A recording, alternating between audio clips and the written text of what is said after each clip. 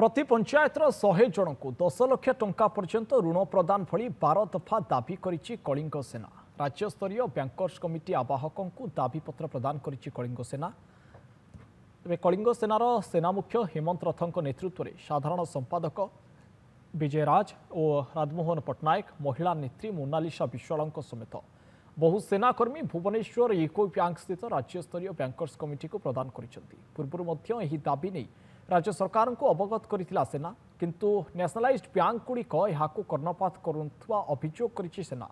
यह दाबी प्रति बैंक कर्तृपक्ष न शुणिले आगामी दिन में मुख्यमंत्री को पुणी दाबी जनाजिबा सहित आगकू आंदोलन को व्यापक करने को चेतावनी देछि संघ। प्रति पंचायत रे 100 जन को ऋण प्रदान करा जाऊ बिना बंधक बिना आईटीआर।